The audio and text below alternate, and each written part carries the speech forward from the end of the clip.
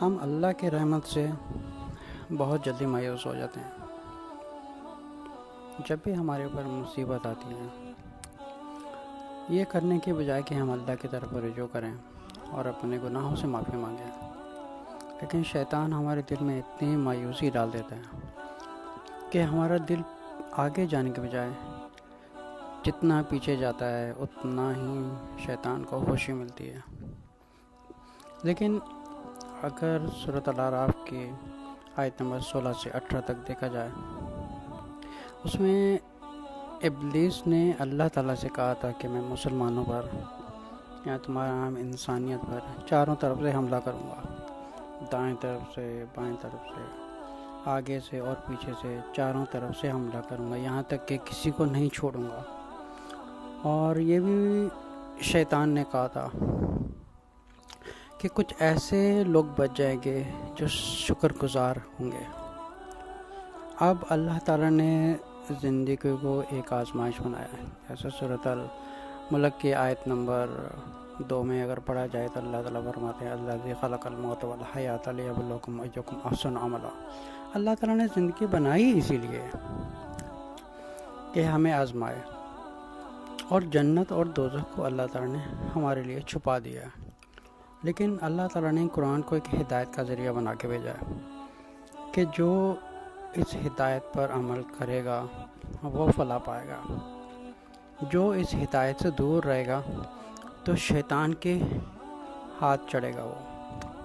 اور وہ اس کو اتنا گمراہ کرے گا۔ اور اپنے آپ کو بچانے کے لیے جو سب سے پہلی چیز ہے عقیدہ، ہمارا عقیدہ بالکل صاف اور کلیئر ہونا چاہیے کہ ہم ایک اللہ کی ذات کی عبادت کرتے ہیں اور اسی پر ہم توکل کرتے ہیں۔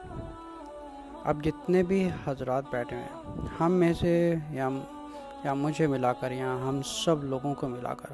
ہم میں سے کوئی بھی ایسا نہیں ہے جو گنہگار نہیں ہے۔ فرق صرف اتنا ہے، ہم میں سے کچھ زیادہ گناہ گار ہیں اور کچھ کم گناہ گار ہیں۔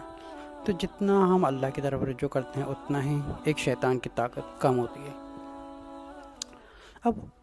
اب جب شیطان نے یہ کہا تھا کہ میں چاروں طرف سے انسانوں پر حملہ کروں گا،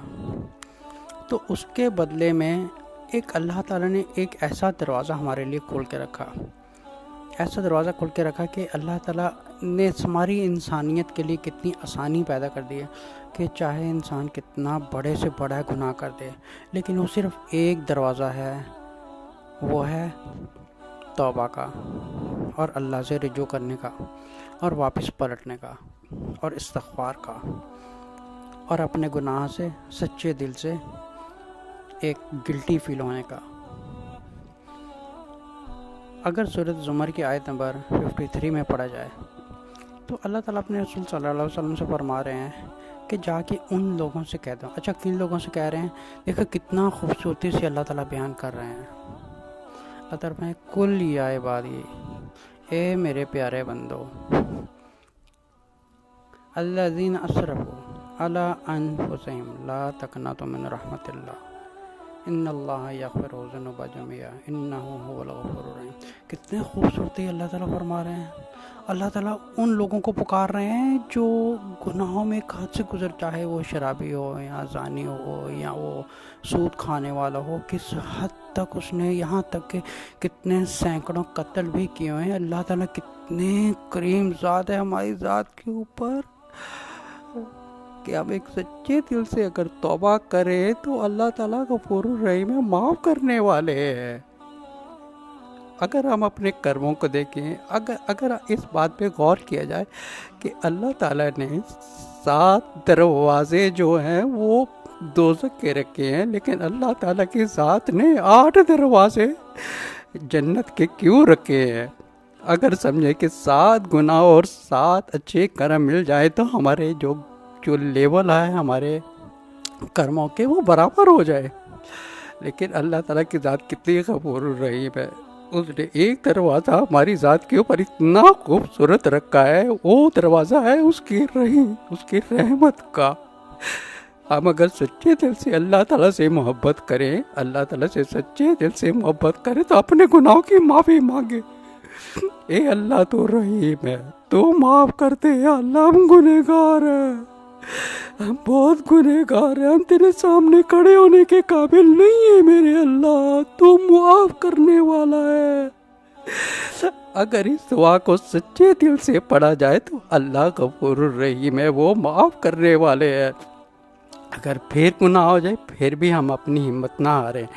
کیونکہ ایک دفعہ جب گناہ انسان کرتا ہے تو اللہ تعالیٰ تو شیطان اس کے دل میں ایک مایوسی ڈال دیتا ہے کہ آگے بڑھنے کی بجائے یہ پیچھے جائے، لیکن اللہ تعالیٰ کتنا غفور الرحیم ہے، وہ کہتے ہیں کہ اگر